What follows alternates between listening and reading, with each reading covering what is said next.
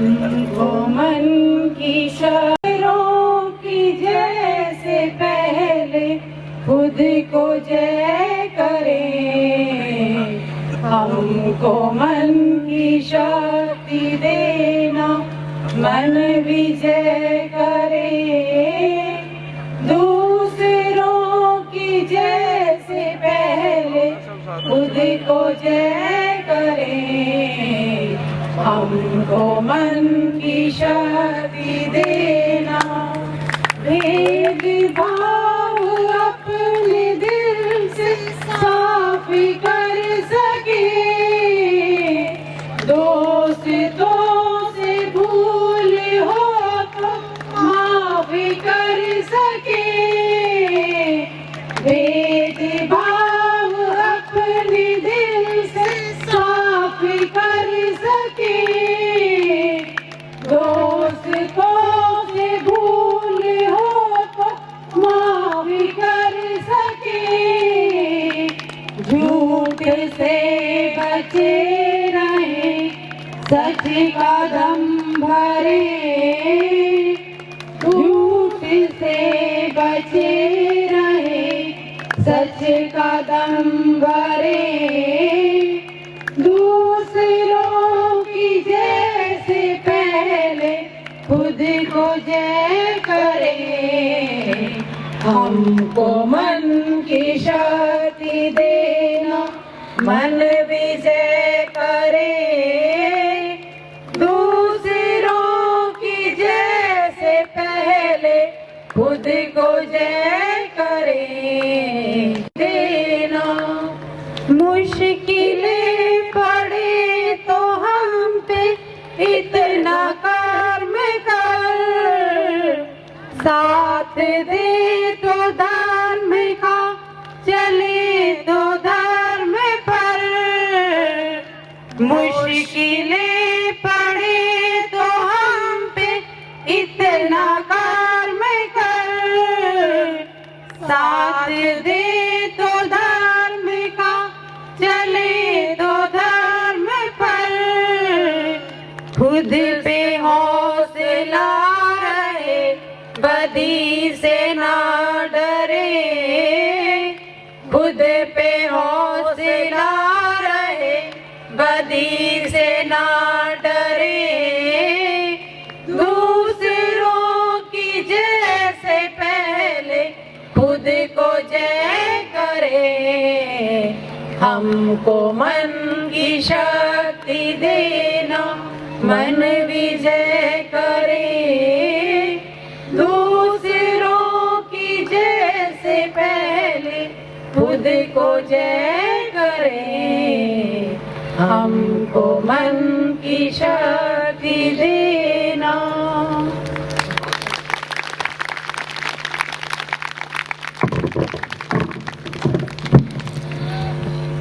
खींच के तान के योगासन ना किया जाए तो कहीं ना कहीं ऊर्जा की कमी महसूस होती है।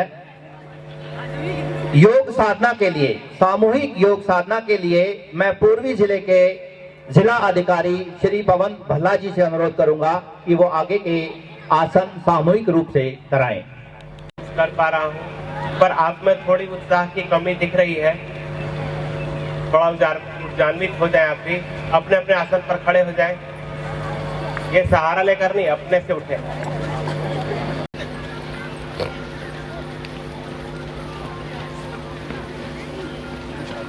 करें अच्छे से।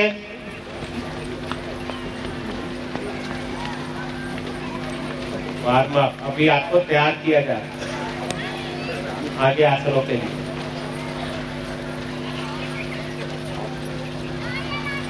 महिलाओं की अभूतपूर्व संख्या उत्साहित कर रही है।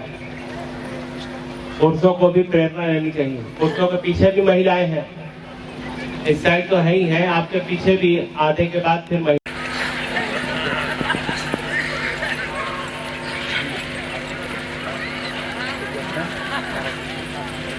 चलिए वापिस विश्राम, नेत्र बंद, ध्यान प्रभावित अंगों की ओर। केवल ध्यान को ले जाने मात्र से वहां रक्त का प्रवाह तेजी से होगा अंगों की ओर और वो अंग आपके स्वस्थ बनेंगे, लचीले बनेंगे। अर्ध चंद्र है, भुजाएं शरीर के साथ, शरीर सीधा,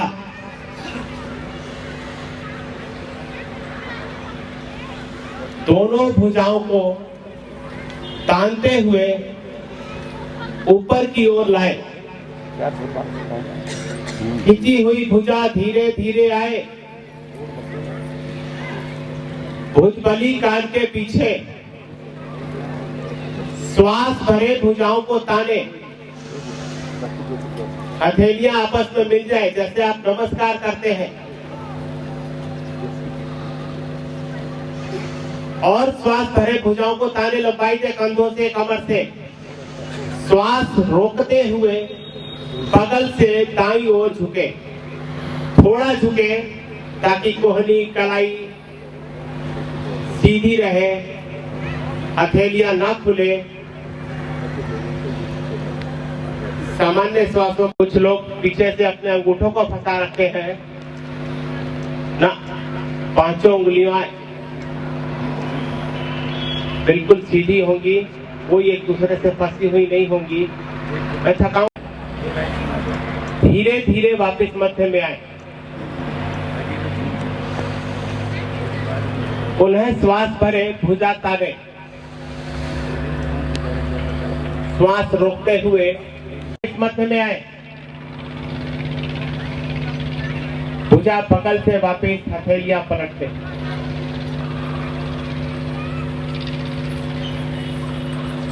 पैरों में फासला, विश्राम।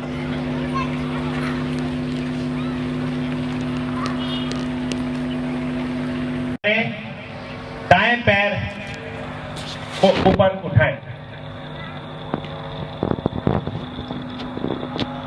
कमर के नीचे का दर्द ठीक होगा, महिलाओं के प्रजनन अंग प्रभाव में आएंगे। बहुत सुंदर क्रिया कर रहे हैं आप और सभी का बहुत अच्छा प्रयास भी है। जो लोग आंखें बंद करके नहीं कर सकते वो आंखें खोल सकते हैं, क्योंकि धीरे धीरे अभ्यास के जरिए आप आंखें बंद करके भी कर पाएंगे इस आसन को। यकीन मानिए आप जितनी देर रुके हैं उतना मुझसे नहीं रुका जाता। बोलने में और करने में बहुत फर्क होता है, पर आप बहुत अच्छा, बहुत सुंदर कर रहे हैं। बजवाऊंगा आपके लिए भी तालियां, बहुत अच्छा कर रहे हैं। पीछे पैर पृथ्वी पर, पूरा पंजा पृथ्वी को लग जाए, बाई भुजा हथेली का रुख पृथ्वी की ओर, भुजा को पृथ्वी के समान अंतर करें, पीछे वाली भुजा को आगे से दाई भुजा ऊपर लाए, भुजबली कान के पीछे लगाएं, श्वास भरे, बाएं पैर को ऊपर उठाएं, पैर घुटने से न मुड़े, पंजा तना हो, शरीर सीधा हो। अभी बताया था पीपल के पेड़ से नाम लिया गया है।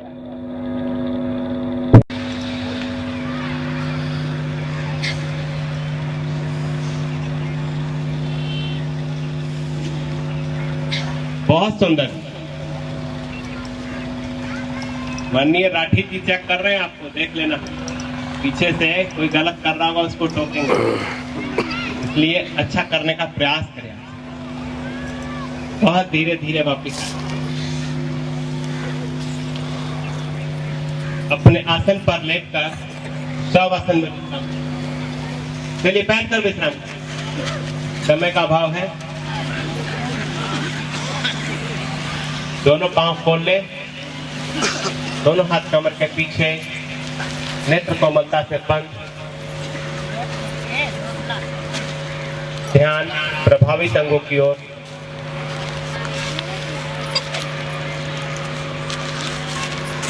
आत्मा ही परमात्मा का अंश है, इसको अनुभव करना योग है। अपने को दूसरे में देखना, दूसरे को अपने में देखना, भिन्नता में अभिन्नता का अनुभव करना और ये मानना कि मैं शरीर नहीं, मन नहीं, बुद्धि नहीं अपितु प्राणी मात्र में कार्य कर रही उस महान शक्ति का अंश हूँ जो जल में, थल में, वायु में प्रत्येक प्राणी का पालन और संरक्षण करती है।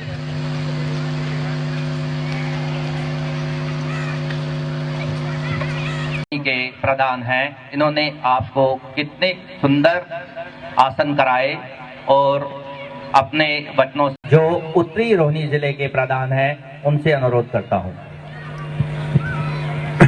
आप सभी इतने उत्साह से यहाँ पर आए, इतने उत्साह से आसन कर रहे हैं, सभी बधाई के पात्र। ये देखकर विशेष प्रसन्नता हो रही है, छोटे बच्चे भी इतनी लगन से यहाँ पर बैठे हुए हैं और अच्छी तरह से आसन कर रहे हैं। अगला आसन गोमुख आसन के नीचे से लाएं और उसकी एड़ी पर बैठे। कमर गर्दन सीधी रखनी है। बाईं टांग को मोड़ें, दाएं के ऊपर से लाएं, इस प्रकार रखें कि घुटने के ऊपर घुटना आ जाए, घुटने के ऊपर घुटना आ जाए। एड़ी नितंब के निकट से निकट रहे। कमर गर्दन सीधी।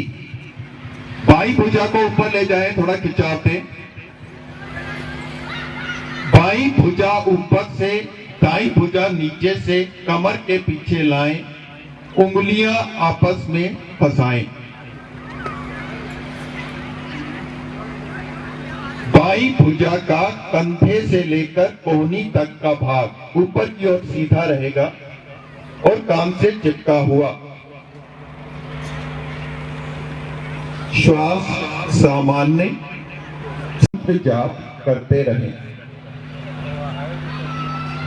पेशाब का अधिक आना धातु की दुर्बलता समाप्त होती है। पीठ दर्द, गर्दन दर्द में आराम मिलता है। मधुमेह और दमे के रोगों के लिए विशेष लाभकारी आसन है। रुके कुछ क्षण, रुकने में ही लाभ है।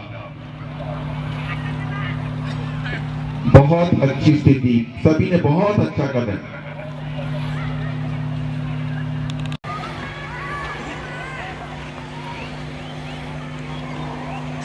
बाईं टांग को मोड़कर बाईं के ऊपर से इस प्रकार लाएं, घुटने के ठीक ऊपर घुटना आ जाए।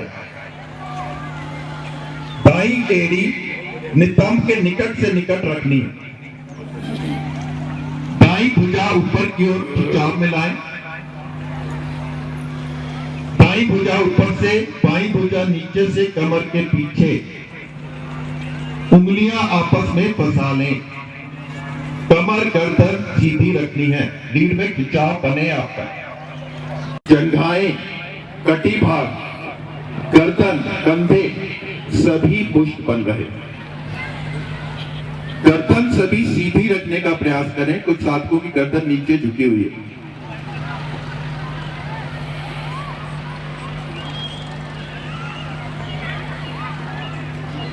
वापस टांगे सीधी, एड़ी पंजे मिले हुए, एड़ी पंजे मिला लें। दोनों हथेलियां दाईं ओर आसन पर रखें। पांव को बाईं ओर से मोड़ें, आ जाएं वज्र आसन में।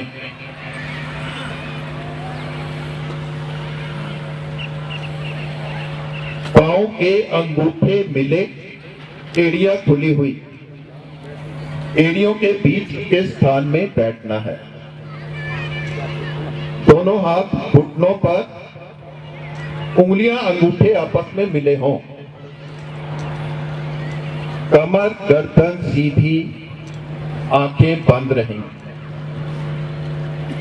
पिंडलियों पर दबाव पड़ रहा है। पिंडलियों की मांसपेशियां दबने से अशुद्ध रक्त हृदय की ओर ले जाने में सहयोग मिलता है। पेड़ू भाग भी आपका दबाव में आ रहा है, इससे पाचन पुष्ट बनता है। की ओर झुकें, प्रयास रहे नितंब आपके एड़ियों से ना उठे। कोहनिया और माथा पृथ्वी पर लगाएं।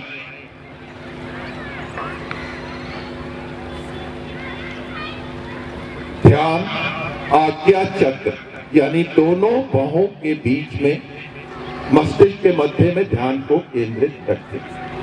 आमाशय आंतों के दोष दूर होते हैं।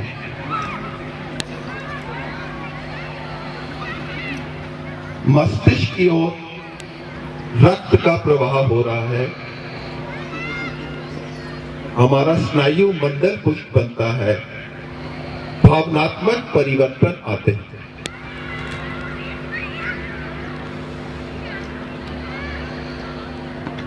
रुकना है कुछ क्षण सामान्य श्वास के साथ।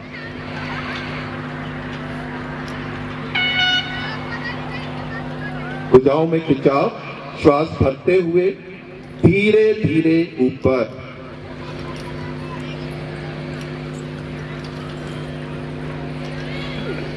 खींचे भुजाएं ऊपर की ओर। श्वास निकालते हुए खींची हुई भुजाएं दाएं बाएं से बहुत ही धीरे धीरे वापस। सर्पासन। एड़ी पंजे मिलाएं, पंजे ताने, पंजे और ठोडी आसन पे पंजे खींचे। दोनों हाथों की उंगलियां आपस में घूमते हुए कमर पे लेके आए। अंगूठे समानांतर रीढ़ पे। दोनों पंजे घुटने नहीं मोड़ने हैं। पंजे और आगे से धड़ भाग, गर्दन फेफड़े खींची। ये आपकी प्रारंभिक स्थिति है। यहाँ श्वास भरें, थोड़ा सा दाएं थोड़ा बाएं डोलें। जब तक श्वास रुकी रहे डोलते रहेंगे। तो श्वास लेने की आवश्यकता पड़े तो एक करवट पे श्वास लेंगे। पूरा 1 मिनट डोलना है। समय का अभाव है, वरना 2 मिनट 3 मिनट से कम ये आसन नहीं किया जाता। कौन यहाँ शरीर से सटी, हथेलियों में कम 2 इतना फासला रहेगा, मिला दिए कईयों ने। कौन यहाँ शरीर से चिपका देंगे बिल्कुल एकदम। पंजे पीछे ताने, पंजे तानते ही टांगों में प्रभाव आना शुरू हो जाएगा। पूरा खींच के रखेंगे एकदम। माथा आसन पे, जहां मेरा माथा है ठोडी वहां पे लेके आए, आगे लेके आए ठोडी और आगे। गर्दन मुड़ जाएगी पूरी तरह से। एटी पंजे जो मिला के पीछे खींच रखे उनको खूब खींच के रखें। पूरा भार पेटू पर डालते हुए धीरे धीरे आगे से धड़बाग उठाएं। गर्दन खींची रहेगी। हथेलियां स्पर्श मात्र पृथ्वी पर, आंखें बंद।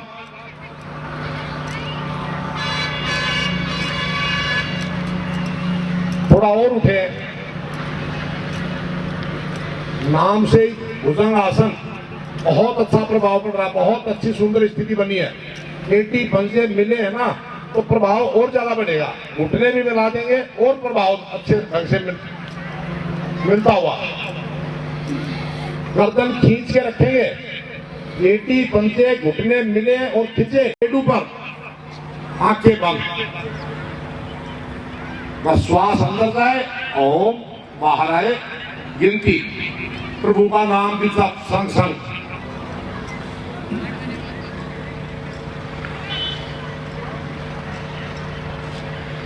पूरी रीढ़ प्रभाव में, टांगों की नसें प्रभाव में, गर्दन ऊपर उठा रखी सर्वाइकल रीजन प्रभाव में।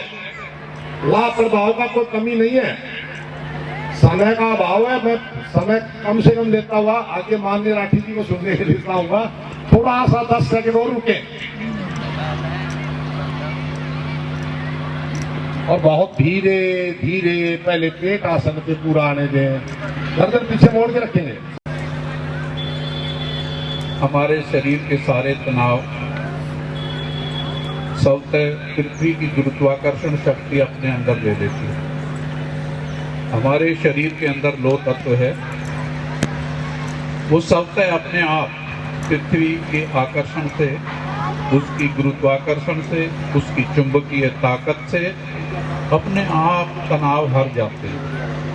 शरीर तरोताजा हो जाता है। की खूबियों को, जो कमियां हैं उनको निकालूं, यही साधना है। दोनों पांव मिला लें, दायां हाथ आगे की ओर लाते हुए करवट ले लें, पीठ के बल आ जाएं। केवल एक आसन और करेंगे, शरीर ढीला, शवासन। आनंद लें।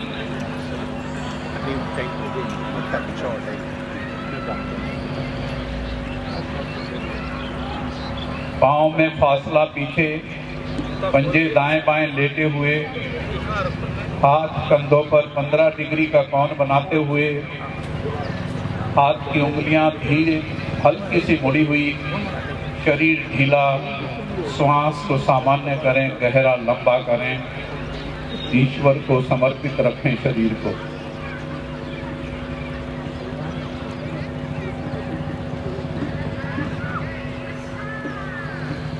दोनों पांव मिला लें, करेंगे पादोत्तान आसन। विधि से करेंगे, पंजे खींच कर रखेंगे,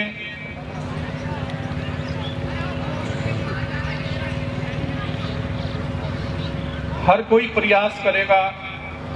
अपना यहीं पर थोड़ा सा अभ्यास के लिए करा रहा हूं। दोनों एड़ियां ऊपर उठा लें, थोड़ी सी उभारेंगे, अधिक नहीं, अधिक नहीं, थोड़ी सी उभार कर देखें। आपका पेड़ू खींच जाएगा, आपका कोलन खींच जाएगा। आप थोड़ी सी एड़ियां उभार के शरीर से ऊपर उठा, नीचे आसन से ऊपर उठा कर रखें, उभार कर रखें। उठा कर भी मैं कहूं तो दूसरा शब्द हो जाता है। का खिंचाव मैंने जान के आपसे कराया है, क्योंकि आप एड़ियां उठाते नहीं।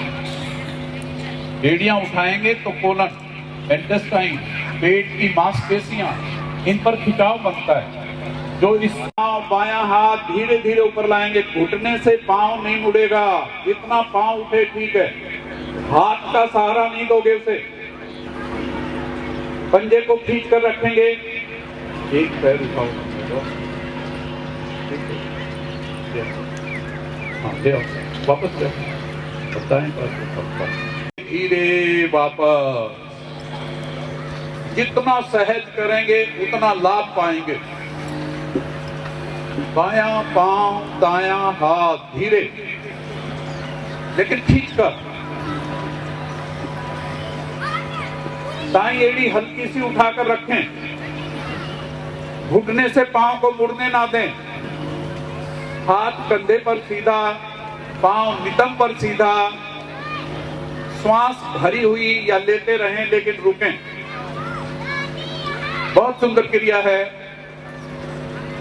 वात, पित्त, कफ तीनों प्रकार की समानताओं को समाहित किए हुए ये आसन आपके पेट के जितने भी दोष हैं उनसे आपका निवारण कर देगा। धीरे धीरे वापस, धीरे।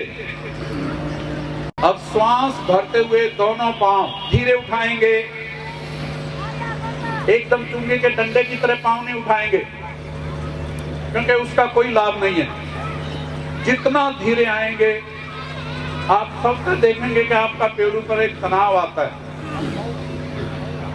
आपकी नस नाड़ियों पर, आपकी मांसपेशियों पर, जो पेट पर हैं, रुकेंगे, रुकेंगे, रुकने का प्रयास करें।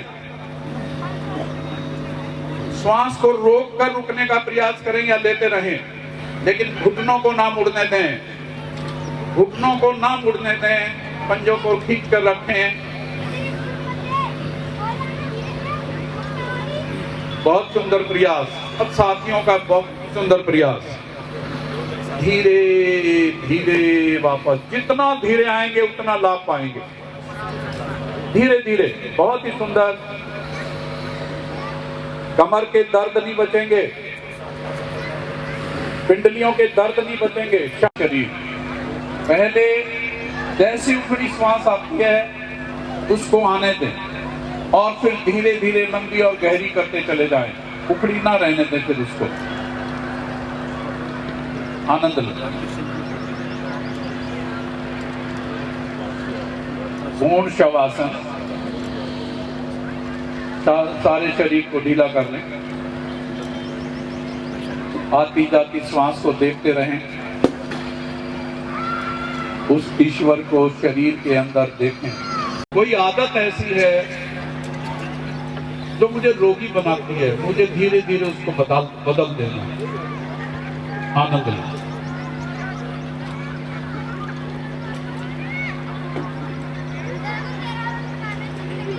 दोनों पांव मिलाएं, दाईं ओर करवट लेते हुए उठकर बैठे, मुख मंच की ओर कर लें।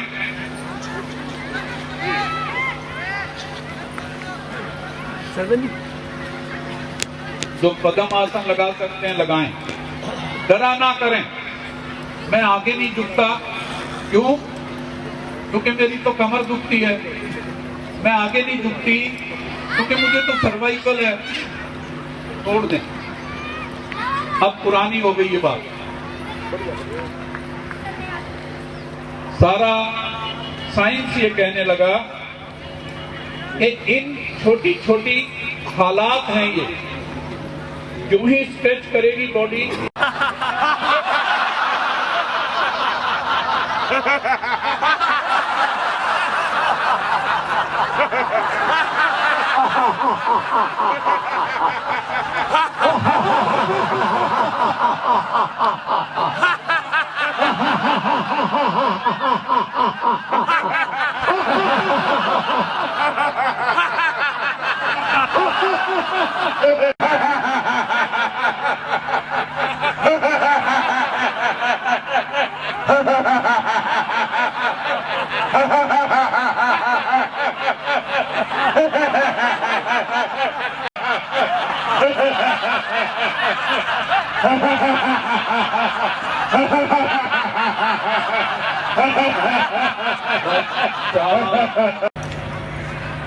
हंसी को शरीर में देखें। हर अंग मुस्कुराने लगे।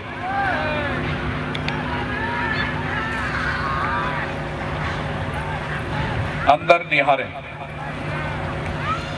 कितने भाग्यशाली हैं हम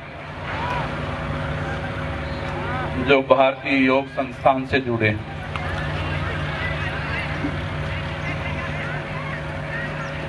ऐसी अनूठी संस्था जो मुझे पूर्वजों की संस्कृति से जोड़कर स्वास्थ्य देती है। मैं प्रतिदिन कक्षाओं में आकर दूसरों को भी प्रेरित करूं कि वो लोग भी कक्षा में आए, शांत बैठें,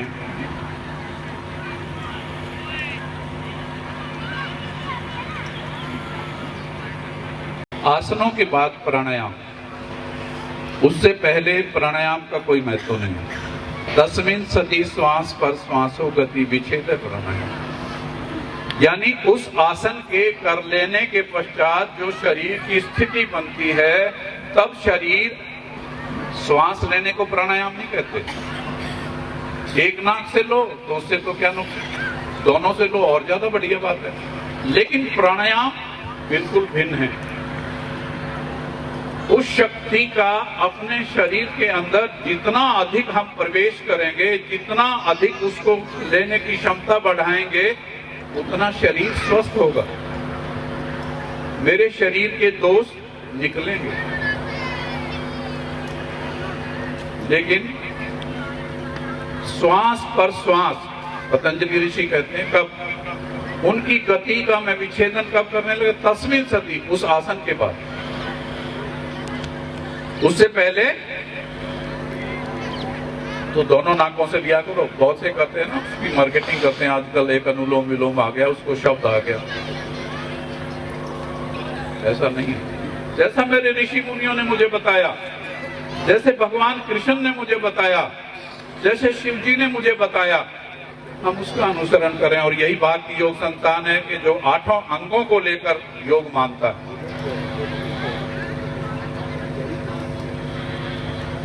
पीठ गर्दन सीधी रहेगी, तनी नहीं, अकड़ी नहीं, ऐठी नहीं, लेकिन सीधी होगी। दोनों हाथ ज्ञान मुद्रा की स्थिति में। श्वास को पहले धीरे धीरे निकाल लें।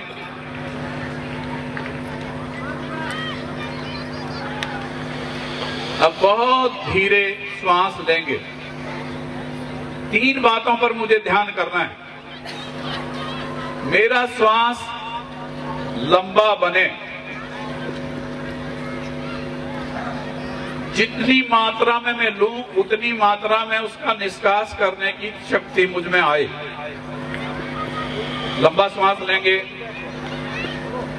लंबा श्वास निकालेंगे। निकालते हुए शक्ति लगानी पड़े तो पेट को अंदर की ओर पिचकाते हुए रीढ़ की ओर ले जाएं और प्रयास करें कि आपका सारा श्वास पेट से, फेफड़ों से, नासिका के द्वारा बाहर निकले। कंठ तक श्वास को बाहर निकालेंगे। जितना अधिक निकालेंगे उतनी ऑक्सीजन अधिक से अधिक आप अंदर ले पाएंगे। फिर धीरे धीरे भरेंगे, लेकिन लेते हुए शक्ति नहीं लगाएंगे। वो जितना सूक्ष्म होगा, जितना दीर्घ होगा, दीर्घ मतलब लंबा, और जितना लयबद्ध होगा, टुकड़ों में नहीं लेना। आपने उसको धीरे धीरे धीरे धीरे और लंबे से लंबा लेने का प्रयास करें। ऐसा लगे आपको कि मेरा सारा श्वास, सारा शरीर श्वास से भर गया है। फिर फेफड़े, पेड़ू, अपान और प्राण का एक संगम बन गया। मेरा निष्कासन और मेरा लेने का तरीका एक बन गया। ऐसा धीरे धीरे लंबा श्वास लेंगे, लंबा निकालेंगे। नाभि को शरीर से सटाने का प्रयास करेंगे। मूल बंद लगाएंगे, लेकिन टुकड़ों में नहीं, लयबद्ध में करेंगे। पीठ गर्दन सीधी,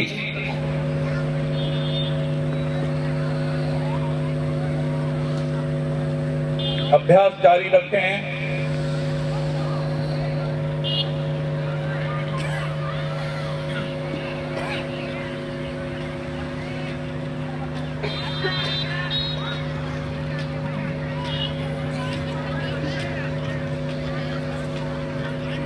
अभ्यास जारी रखेंगे।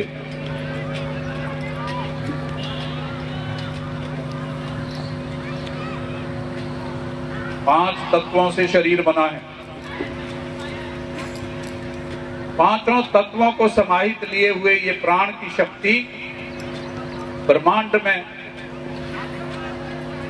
संपूर्ण रूप से फैली। फेफड़ों में ऑक्सीजन जितनी अधिक जाएगी, मेरे रक्त में उतनी अधिक मिश्रित होगी और मेरे अंगों को उतनी अधिक शक्ति मिलेगी। उसके न्यूट्रिटिव्स, उसके पाचक तत्व उतने अधिक मेरे शरीर की कोशिकाओं को मिलेंगे। आप प्रयास करें। शाम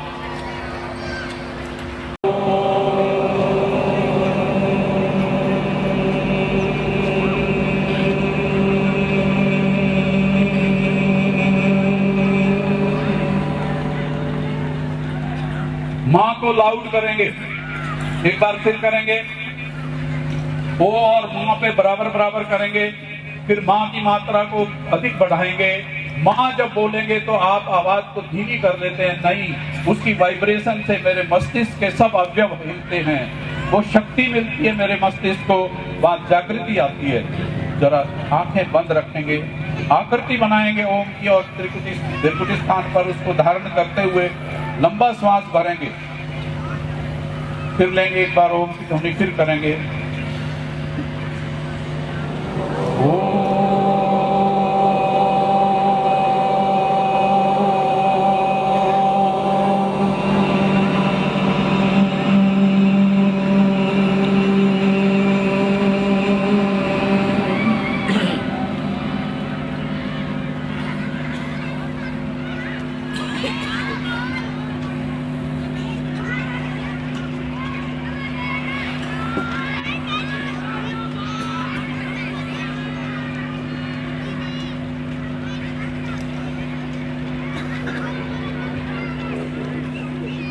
उनके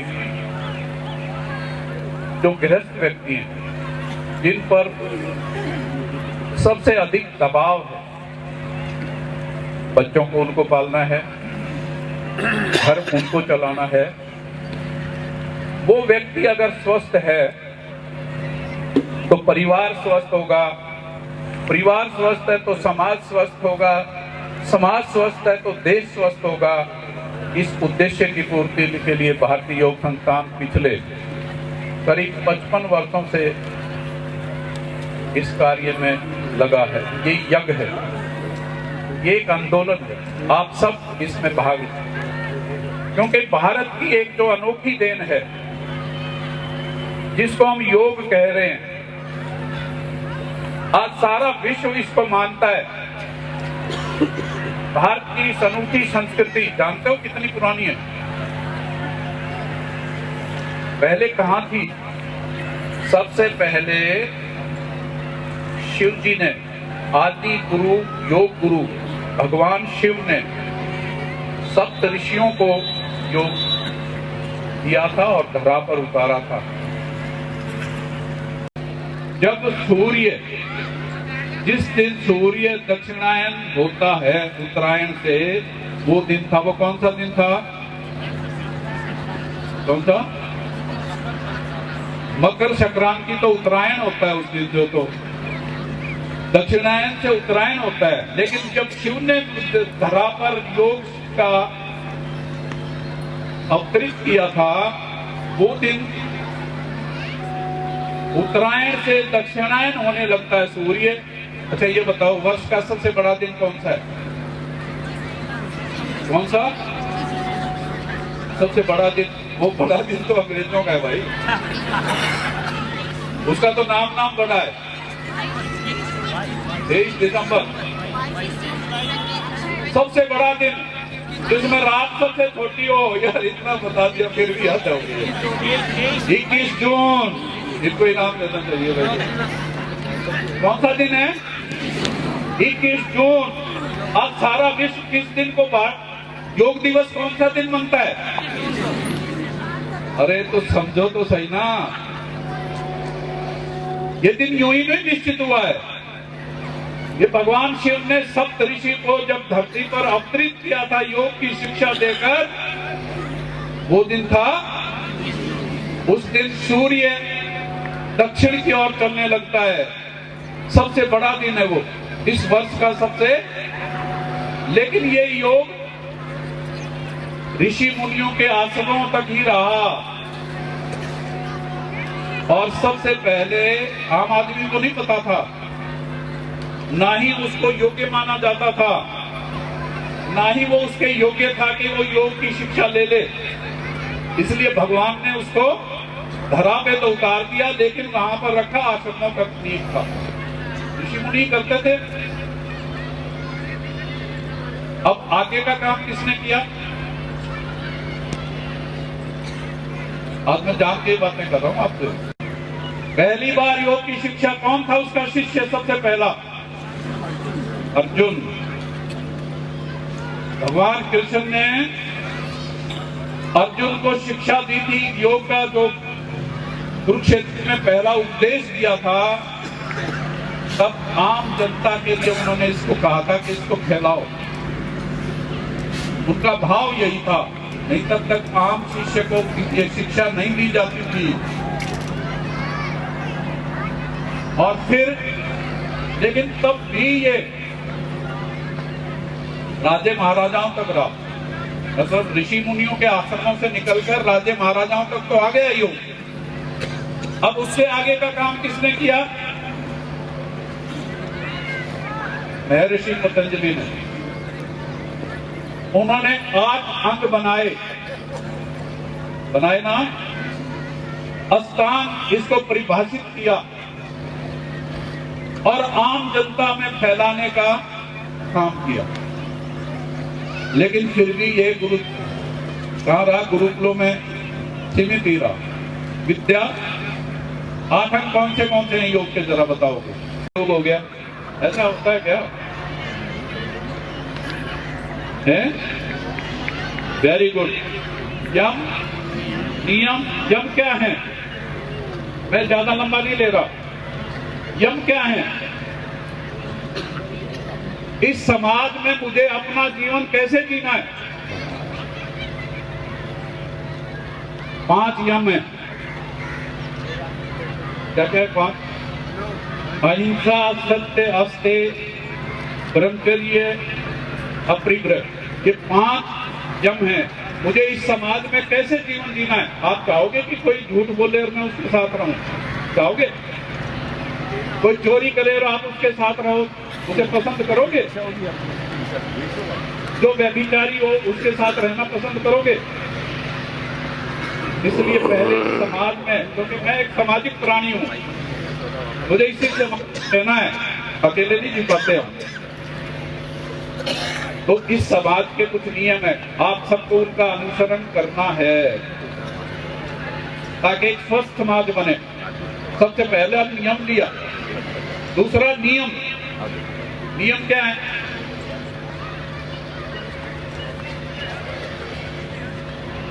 कितने हैं? देखा कितनी बड़ी विज्ञान, आप कितना परिश्रम करते हो। मैं सबका आभारी हूं कि आप इतनी मेहनत करते हो और मेहनत से जीना चाहते हो, जीवन के प्रति सावधान हो, औरों से अलग हो। मैं ऐसा मानता हूं जो भारतीय योग संस्थान की कक्षाओं में जो साधक आते हैं वो दूसरों से अलग हैं, भिन्न हैं। ऐसा है कि नहीं है मुझे नहीं मालूम, लेकिन मैं ऐसा मानता हूं और है, मेरा अनुभव है। मानते हो कि आसन अनिवार्य हैं, उसके बाद प्राणायाम बताया था ये 8 था क्या? नहीं। अगर हमारी 80 से 100 तक ऑक्सीजन लेने की क्षमता है, अभी साइंस एक बात कहती है, जो व्यक्ति प्राणायाम करते हैं वो आम आदमी, जब हम एक बार सांस लेते हैं, एक बार सांस छोड़ते हैं, तो तकरीबन आधा लीटर एक सांस में आता है। और जो प्राणायाम करते हैं वो 4 लीटर तक पहुंचा देते हैं। आपको हमें नहीं पता चलता। आप अभ्यास करोगे, आपका 4 लीटर तक सांस जाएगा। कितनी बड़ी ताकत आपके पास आ गई। आपका शरीर उतना स्वस्थ हो जाएगा, आपको पता भी नहीं चलेगा। आप कह देते हैं ना, बहुत से नए साधक आते हैं कि मैं जब थी तो मेरा ये घुटना दुखता था, अब नहीं दुखता, मेरी कमर दुखती थी, अब तो नहीं दुखती। ऐसी हो जाती है कि नहीं? क्योंकि वो शक्ति उसके पास वहां से आ रही है, उसकी कैपेसिटी इस शरीर की बढ़ गई है। प्रत्याहार क्या है? मैं ये 5 अंग दूंगा आपको, क्योंकि ये बाह्य अंग है योग के। प्रत्याहार क्या होता है? अच्छा ये बताओ, ये शरीर है, जितना दिखता है इससे अधिक शरीर जितना अदृश्य है, सूक्ष्म है। आप में विचार हैं, विचार है ना सबके पास, दिमाग, बुद्धि है, दिखती है, अहंकार दिखता है, ईर्ष्या दिखती है, लोभ लालच दिखता है किसी को, वासनाएं दिखती हैं किसी को, नहीं दिखती ना। लेकिन उनका प्रभाव तो शरीर पर है कि नहीं है? बहुत ज्यादा है। कितना ज्यादा है? ये तो मैं कहूं, इस शरीर का जो दिखता है ये तो बेचारा वो उनको भुगतता है, उन दोषों को भुगतता है कि नहीं? मैं जितना कुकर्मी हूंगा उतना मेरा शरीर दोषी बनेगा। तो प्रत्याहार क्या है? कृष्ण जी एक बात कहते हैं, जरा मैं थोड़ी सी बात कर दूं आपको। योग सीखने के 2 तरीके हैं, अभ्यास से वैराग्य। यहां से थोड़ा थोड़ा वैराग्य। अभ्यास के बगैर आसन नहीं आते, आ जाएंगे। प्राणायाम नहीं आएगा, आएगा। मैं सच बोलने का अभ्यास करूंगा, मैं नियम को पालन नहीं कर पाऊंगा अभ्यास के बगैर, मैं यम का पालन नहीं कर पाऊंगा अभ्यास के बगैर। अभ्यास अनिवार्य है, लेकिन उससे आगे की यात्रा जब तक योग के साथ मैं अपना साथ में त्याग नहीं करूंगा, वैराग्य को नहीं समझूंगा, क्योंकि ये जानते हो साथियों, शरीर छोड़ के जाना या लेके जाना है, ये रथ यहीं रहेगा, यही मिला था और यहीं रहना है। साथ अकेला हंस जाएगा, इससे निकल जाएगा कि नहीं जाएगा। अब जितनी भी इसके अंदर, चित्त के अंदर जितने मैल हैं, उनको धीरे धीरे उस पर अपना सोचा करो, विचार किया करो और उस ईश्वर का ध्यान किया करो जो अंदर वास करता है। बाहर मत देखो उसको कभी भी, उसके अंदर वास करो। आप फिर योग के उस मार्ग पर चल पड़ेंगे जिस मार्ग पर भारतीय योग संस्थान आपको चाहता है। दूसरों का फिर मैं कल्याण करने लगूंगा। जब मैं दूसरों का कल्याण करने लगूंगा, मेरा कल्याण तो अपने आप हो गया कि नहीं हो गया। आपने सुना है वो एक फिल्म का गाना है कि नहीं, दूसरों का दुखड़ा दूर करने वाले तेरे दुख दूर करेंगे राम, ये जगत में भलाई के काम तेरे दुख दूर करेंगे राम। ये सच्चाई है। आप भी इसलिए इस प्रचार प्रसार के अंदर हिस्सा लिया करें, डरा ना करें। मैंने अभी एक साथी इधर बैठे थे, मैं काफी घुटने मोड़ते, उसने कहा नहीं यहाँ दुखते हैं। मैं कहा डर ना, पर डर कैसे जाएगा। दोनों पैरों को अगर आप स्ट्रेच करोगे पूरा, घुटने सबसे जल्दी ठीक होते हैं, ध्यान रखना। अब मैं योग की बातें नहीं कर रहा,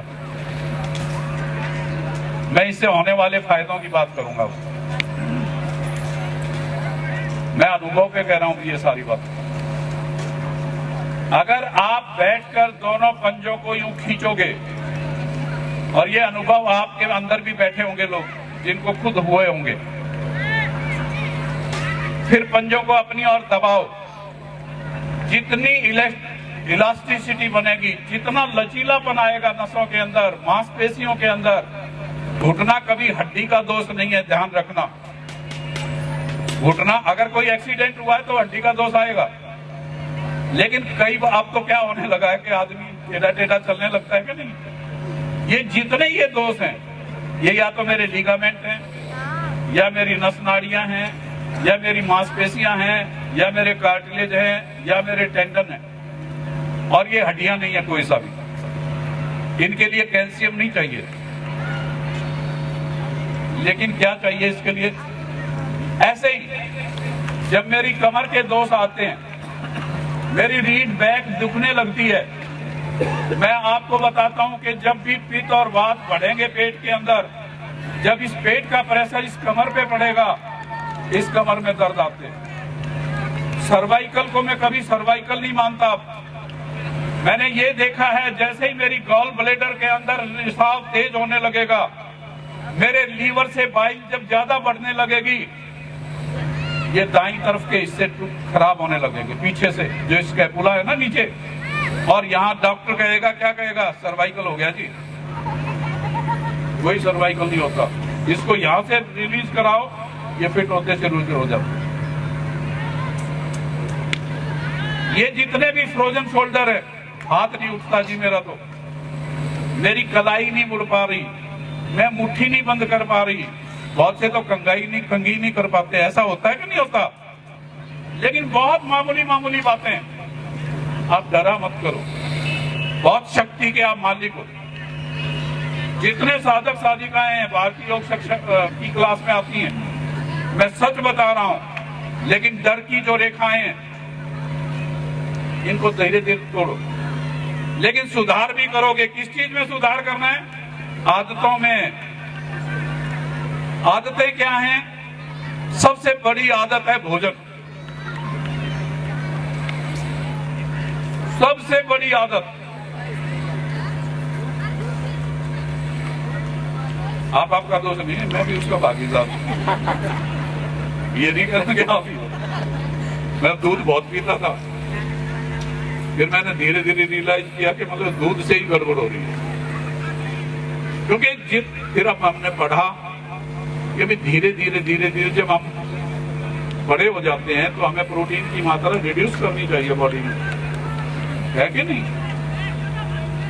बच्चों को नहीं करना ये काम, उनको चाहिए वो प्रोटीन। लेकिन मेरे को अभी ऑल इंडिया इंस्टीट्यूट ने एक रिसर्च प्रोजेक्ट दी थी, उस रिसर्च में उन्होंने कहा कि भारत, दिल्ली में विशेषकर जहां 1 ग्राम प्रोटीन चाहिए वहां 5 ग्राम प्रोटीन खाते हैं।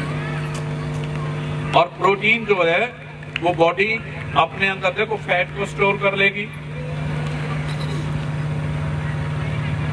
शुगर एक्स्ट्रा स्टोर करेगी, कार्बोहाइड्रेट को स्टोर करेगी, लेकिन कभी भी प्रोटीन को बॉडी स्टोर नहीं करती, वो डैमेज ही करेगा। और हमें के लगे रहते हैं। मैं तो बचपन में भी इतना पीता था, मैं पहले की तो मेरी तो आदत है, आदतें, उम्र भी तो वो आदत थी ना, बदल दो ना आदत।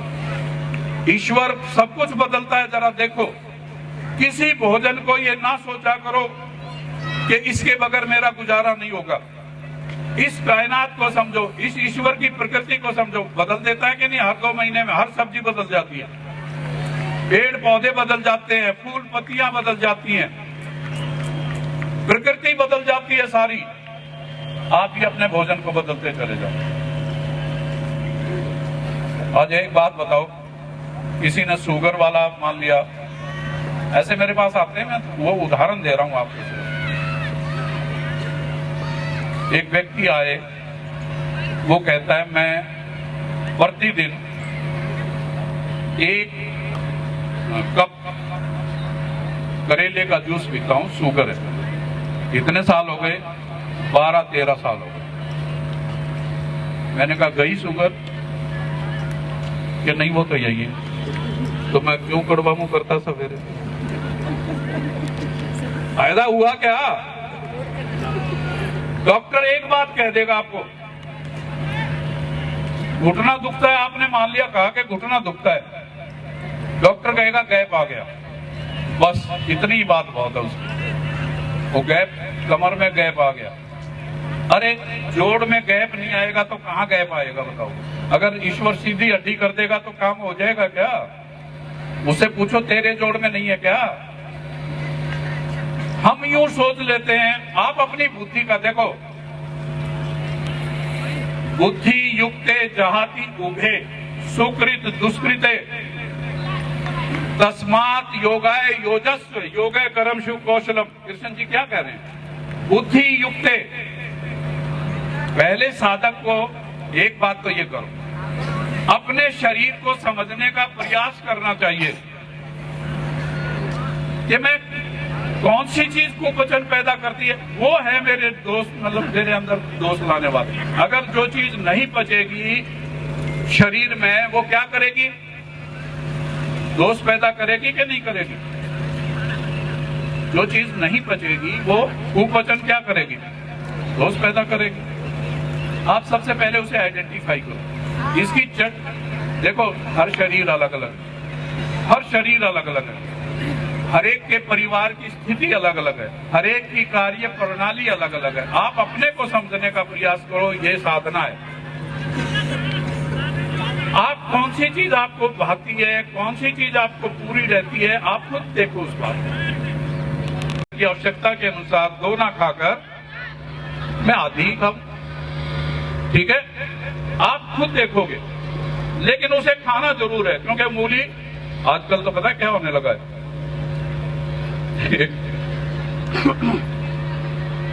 तरबूज भी खाते हैं क्योंकि हर चीज 12 महीने मिलती है ना, साथ में मूली भी खाते हैं।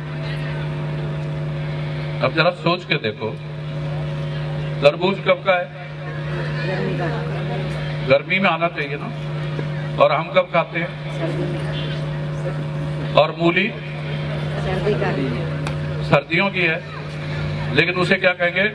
वो भी कैसी है? तासीर कैसी है मूली की? ठंडी ना, क्योंकि वो ठंडी कैसे है? जरा सोचोगे आप। ईश्वर से दुश्मनी थी क्या? ईश्वर दुश्मन था क्या? उसके अंदर गंधक भी होती है। सबसे ज्यादा गंधक इसमें मूली में, कहते हैं ना भाई मूली सब चीजों को हजम करने की ताकत रखती है, उसमें गंधक सबसे ज्यादा है, उसमें मैग्नीशियम है, उसमें गंधक है। और गंधक ठंडी होती है कि गर्म? बारूद, सबसे ज्यादा जिस चीज में बारूद है वो ठंडी कैसे होगी? मतलब उस पे तो शक है जिसने वो दी है। दी किसने? ईश्वर की है। आप समझोगे जो मौसम लेके आया सीधा सा बनाओ सिद्धांत। आम गर्म है तो क्यों दे रहा भाई वो हमें? वो देगा ना। अभी आम गर्म होता है जी। लीची भी, एक महिला को मैंने कहा लीची थोड़ी सी खाया कर। नहीं, लीची तो गर्म होती है, मैं खा नहीं सकती। जरा ये पूछ के देखना उसकी गोली जो खा रही है वो कैसी है, उसका नहीं पता उसकी क्या तासीर है। ठीक है, ईश्वर की कायनात पे विश्वास करो। ये शरीर 5 तत्व का बना है, मानो, विश्वास करो और व्यवहारिक रूप से उसे अपनाओ। ये भी अनिवार्य है। प्रतिदिन इस सूर्य की गति से ये शरीर बंधा है। मेरे वात पित्त कफ के संतुलन इसकी गति से बने। जैसे ही सूर्य नीचे सुबह सुबह निकलेगा, मेरा शरीर जो भी उसकी प्रकृति होगी वो पित्त प्रधान हो जाएगा। आपका जितना इसके आसपास आप अनाज खाओगे आपके लिए ये हेल्दी होएगा। जितना दूर लेके जाओगे, ब्रेकफास्ट वाले शब्द को हटा दो। सुबह और शाम 2 टाइम अनाज जरूर खाओ। हम क्या करते हैं, मैं तो रात को खाती नहीं, सुबह पेट नहीं साफ होगा भाई। दोपहर वाले अनाज को हटा दो, उस टाइम सिर्फ फ्रूट खाओ, क्योंकि उस टाइम जो ये समय बीच वाला है, इस टाइम मेरे सुबह पित्त प्रधान शरीर होगा, दोपहर को कफ प्रधान शरीर होगा। उस टाइम ये चीजें चाहिए मुझे। और शाम को जब सूर्य अस्त हो जाता है तब मेरे शरीर की प्रकृति बदल जाती है, ये पित्त प्रधान ना रह के वात प्रधान हो जाता है, क्योंकि निष्कासन के अंग धीरे धीरे ईश्वर सक्रिय। जितना सनसेट के बाद खाओगे, अब आप अपने परिवार के जैसे आपके कार्य प्रणाली है उसके अनुसार इन चीजों को करोगे। लेकिन इस ईश्वर की, अगर जो रात को 1 बजे खाएगा, 12 बजे खाएगा, मैं देखता हूं कि 12, 1 बजे, जो ज्यादा मॉडर्न है वो 12, 1 बजे खाते हैं। शरीर ये नहीं जानता कि आपका कार्य करने का क्या वो है, लेकिन आप इन बातों को समझोगे, आप माताएं अवश्य समझेंगी, आप अपने परिवार को अनेकों बीमारियों से बचा ले जाओगे। लोअर बैक के पेन कोई पेन नहीं होते, ठीक है। फ्रोजन शोल्डर कोई फिर बीमारी नहीं है आपके लिए। लेकिन कुछ एक चीज और देखोगे। अब ये भोजन के बारे में इतना ही बताऊंगा आपको, इतना ही समय है। एक बात और कहूंगा, विचार को भी उन्नत करो, क्योंकि जब तक उसमें भी बदलाव नहीं आता, जितने भलाई के काम कर सकते हो प्रयास किया करो। अपनी आस्था बनाओ, अपने भाव बनाओ, अपने अंदर इस भलाई के कामों का अपने अंदर दीपक जलाओ। आपकी भलाई स्वयं ईश्वर करनी शुरू करेगा। कौन सी में? जीवन पार्क सर अभी नई क्लास खुली, यहीं पे है जीवन पार्क 28 सेक्टर में। नहीं समयपुर के पास है सर, नई क्लास खुली है अभी। लाओ मैं लाओ। तो वो शशि जी होंगी ना, शशि जी हैं तो शशि जी सिखाएंगी। कहाँ है शशि जी? तो इतनी दूर कहाँ खड़ी है? जरा इसी से पूछ के देखना, ये घुटने घुटने नहीं, इसकी ये कोहनियां बता दो। मैं ऐसे करके खाना तो योग से कितना फर्क पड़ा है, और सर ने खाने पीने का जो फ्रेज बताया उसको रेगुलर करा है, तब जाके मैं ठीक हुई हूँ, और आज आपके सामने स्वस्थ खड़ी हूँ। आप समझ गए? आप जी सर, जी सर, ठीक है। इनके घुटने ठीक करना है आप। ये अभी जीवन पार्क की क्लास शुरू हुई है ना। चलो सर, जितने मेरे साथी हैं, जितने यहाँ बैठे हैं, सब कोई मतलब इसी तरह से, हम भी ऐसे, हम और किसी संस्था को जानते ही नहीं। ठीक है, हाँ जी।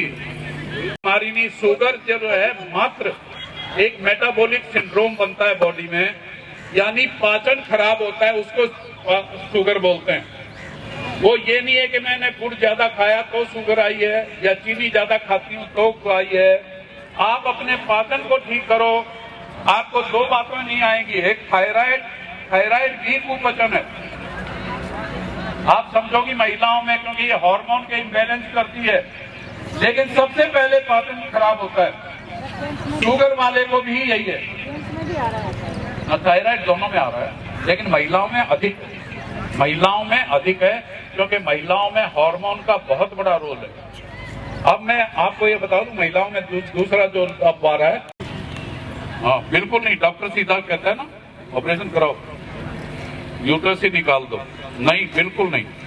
ठीक है, आराम से अपनी डाइट ठीक करो। डाइट जैसे ही ठीक होती है वो ठीक होना शुरू हो जाते हैं। बोल, कंपन आ जाता है और पैरों में दर्द भी आती है और थाइस में भी दर्द आती है। कितने साल से आ रही हो योग क्लास में? हो गए होंगे 2-2.5 साल। तो आप ध्यान से कहाँ पर हो? क्लास में अभी आना स्टार्ट किया है 28 फरवरी से।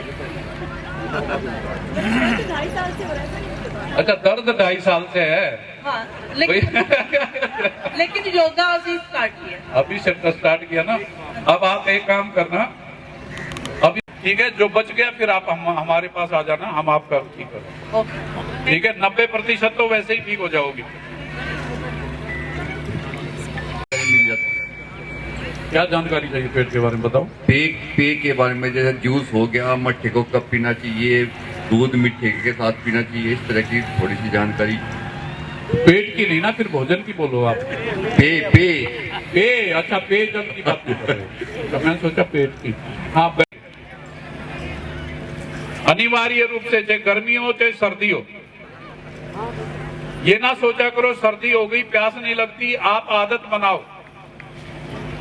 खाते हुए कोई भी पेय मत लो इसके बाद, क्योंकि जितना चबाओगे जो आपके पास सलाइवा है वो उतनी ज्यादा प्रोड्यूस करेगी वो शरीर, और जितनी सलाइवा आपका शरीर प्रोड्यूस करेगा, अगर उसके साथ आपने पेय ले लिया, घूट लिया, मान लिया मैंने पराठा खाया और चाय के साथ, जैसे अपने नॉर्थ इंडिया में यही कहा ना, पराठा लिया और चाय ले ली, लेकिन चाय फिर क्या होगा, सॉलिड पीछे रह जाएगा और वो उसका रस जो आपकी जो एंजाइम्स हैं, जो मेरे टाइलिन और ऐसे पावरफुल एंजाइम्स हैं, इससे दांत ये छोटे मत लगाना, पेट की बीमारी भी इससे ठीक कर रहे हैं ये। वो फिर क्या होंगे, आपने जैसे लिक्विड लिया ये अंदर चला जाएगा, सॉलिड पीछे रह जाएगा, तालमेल खराब हो गया कि नहीं हो गया, आपको कुपोषण के शिकार हो गए। आप शांति से बैठ के खाओ, कोशिश करो जब तक दांत है और स्वस्थ हो कोई जूस मत लो, किसी भी तरह का। सब्जियों वाला तो कतई नहीं, ये कहते हैं ना पेठे का ले लो, पता नहीं क्या क्या जूस है, बिल्कुल बेकार की बात है। आप पेठे को सारे को खाओ, आप लौकी को सारी को खाओ, उसमें ईश्वर ने छुपा रखा सारा जूस।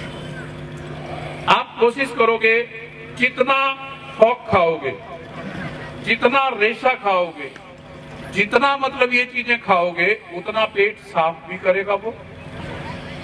फाइबर जितना रिच होगा, जूस कुछ नहीं रह जाता। जूस सदैव जो है, चाहे वो ताजा निकला हो चाहे पुराना हो, ठीक है, वो सिर्फ ग्लूकोज रह जाता है। उसके अंदर से आप चाहे फिर कितना ही प्रयास कर लो, ठीक है, आप कोशिश किया करो। हाँ, वहां पर जूस चाहिए, आपने बहुत मतलब जैसे रेस करी है, भाग के आए हो, एकदम क्विक एनर्जी चाहिए, आपको जूस चाहिए, ठीक है, उस टाइम आपको जूस ले लो, क्योंकि उस टाइम क्विक एनर्जी चाहिए, उसमें ग्लूकोज है, वो एनर्जी देगा, वो कन्वर्ट हो जाएगा। लेकिन अगर आप संतरे खाओगे, संतरे का जूस ना पीकर, तो आपको ज्यादा बेनिफिट मिलेंगे, ठीक है। और कोशिश किया करो कि फ्रूट को हम दोपहर को खाएं और उसके साथ भोजन ना खाएं, ये भी गलत है। अब नींद नहीं आती तो पढ़ोगे आप, योग करे निरोग की पुस्तक ले लो, उसमें नींद आने के तरीके दे रहे हैं। ठीक है। हेलो, कौन है?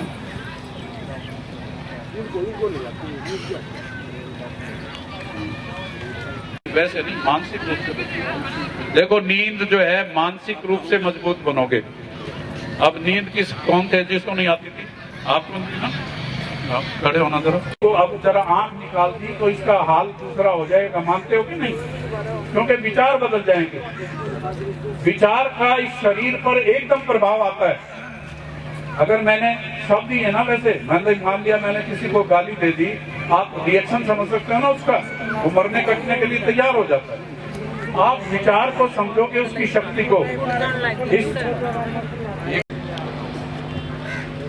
नींद अपने आप में कोई बीमारी नहीं है।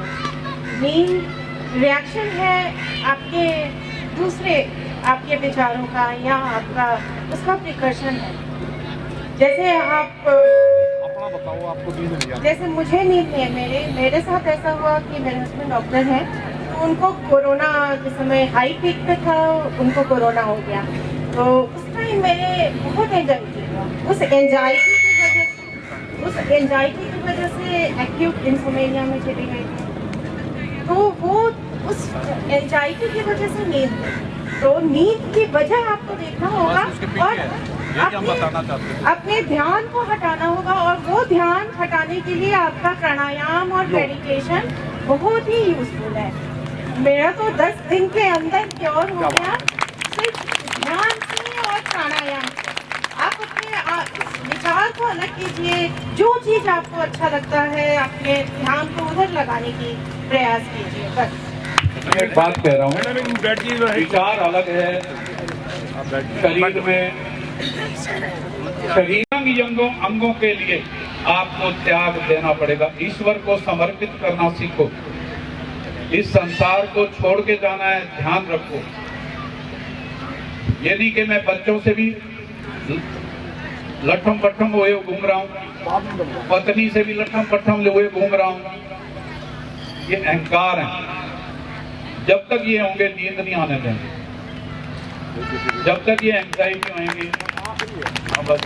के यहाँ से दर्द शुरू हुआ था और धीरे धीरे करके यहाँ तक और पूरे सिर में दर्द शुरू हो गया। तो आप अपनी रिपोर्ट ले आना फिर, ठीक है? हाँ जी। चलो और मैं ऐसे बस बैठ जाओ आप। योगा अटेंड किया जी, और उसके बाद जो है एक दिन नाक से ब्लड शुरू हुआ और दर्द जो है थोड़ा बढ़ गया। फिर मैंने 3 दिन तक तो नहीं किया, फिर उसके बाद फिर योगा शुरू किया। अब मुझे दर्द मतलब पहले से कम है, और मैं पूछना चाहती हूँ मैं करती रहूँ या ये कुछ कम? नहीं, उसकी आप दिगड़ा जी रिपोर्ट ले लेना, लेकिन घबराओ मत। जी डॉक्टर बोल रहे थे कि ये नस की प्रॉब्लम है। हाँ, तो नसों की वो देखनी पड़ेगी ना भाई। ठीक है। ये मत सोचो कि मतलब छोटी सी है, किसी प्रॉब्लम को छोटी मत लिया करो। प्रॉब्लम के बारे में ज्ञान होना, मैंने पहले कहा था, बुद्धि युक्ते जहाती उबे। बुद्धि से युक्त होकर योग की साधना करो। अपने शरीर के बारे में जानो। घुटने का ये अर्थ मत लगा लेना जब मैंने कहा डरो मत, उसका ये मत लगा लेना जोर जबरदस्ती करो उसके साथ। उसको धीरे धीरे धीरे धीरे, लेकिन डरो का अर्थ ये मत लगा लेना, ठीक है? लेकिन आप उसको ये कोशिश करोगे कि मैं उससे ठीक कर सकूं। याद रखना है और हमेशा हमें याद रहेगा। लेकिन मुझे ये कहने में गर्व है कि मुसीबत के इस काल में भी हमारे कार्यकर्ताओं का उत्साह और सेवा भाव शीर्ष पर बना रहा। नर्मदा जिला में से बने हुए 2 नए जिले बवाना और रोहनी उत्तरी ने पूरे जोश के साथ न केवल कोविड की वजह से बंद हुए केंद्रों को पार्कों में पुनः आरंभ किया, बल्कि कार्यकर्ताओं के अथक प्रयासों से बवाना जिले में 12 और रोहनी उत्तरी जिले में 7 नए केंद्र स्थापित किए गए। मैं माननीय राठी जी से अनुरोध करूंगा कि इन नए केंद्रों को बैनर देकर इनका उत्साह वर्धन करें। सभी अधिकारी इसके बधाई के पात्र हैं नए केंद्रों को आरंभ करने में। रोहनी जिला के प्रधान श्री हर्ष कक्कड़ जी एक एक करके केंद्र प्रमुखों का नाम पुकारेंगे। वो सभी अपने साथियों के साथ मंच में आए। सबसे पहले सेक्टर 16A श्रीमती संतोषी जी अपने सभी साथियों के साथ आ जाएं। सेक्टर 19 वाले भी आगे आ जाएं, उसके बाद उनका नंबर।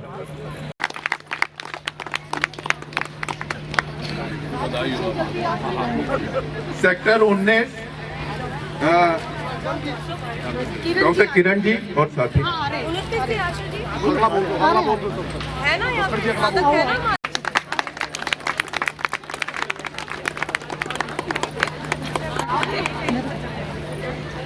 सेक्टर 16B राजरानी जी,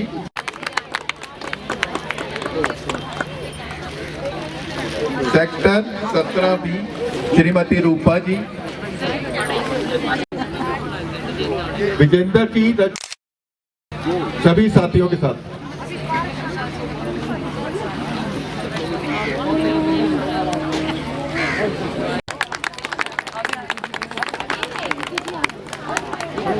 शाहबाद दौलतपुर इवनिंग संतरा जी और सभी साथी। जीवन पार्क वाले आगे आ जाए।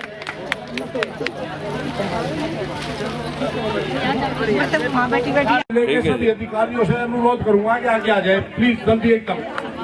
बवाना जिले के सभी अधिकारी आगे आ जाए जल्दी से। ठीक है जी। और आपकी जो अपनी क्लास अरविंद जी, प्रवीण वशिष्ठ, पूनम वशिष्ठ अपनी क्लास के लिए बैनर में। चलो चलो चलो आगे आ जाओ, आगे आ जाओ। सेक्टर 29 से आशा जी से अनुरोध करूंगा आगे आए, अपना बैनर ले। ठीक है जी। संस्कृति से इसके बाद संस्कृति बहुत बढ़िया।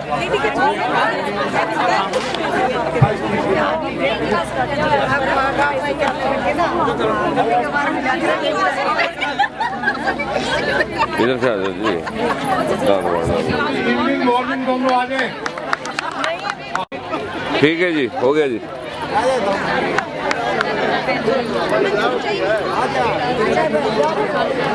ठीक है जी। एक अधिकार ला जाएंगी। माजिदपुर पार्क। ठीक है जी। ओके जी, ओके।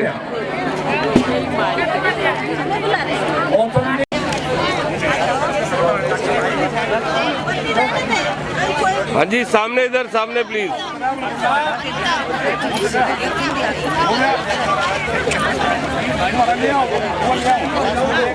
हाँ जी, सामने देखो जी इधर।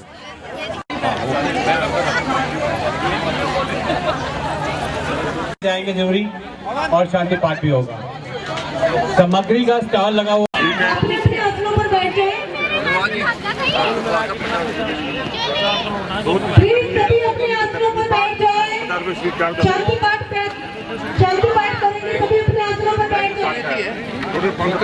कृपया शांति पूर्वक अपने आसनों पे बैठे रहें। सिर्फ 2 मिनट की बात है, शांति बनाए रखें, आपसे अनुरोध है।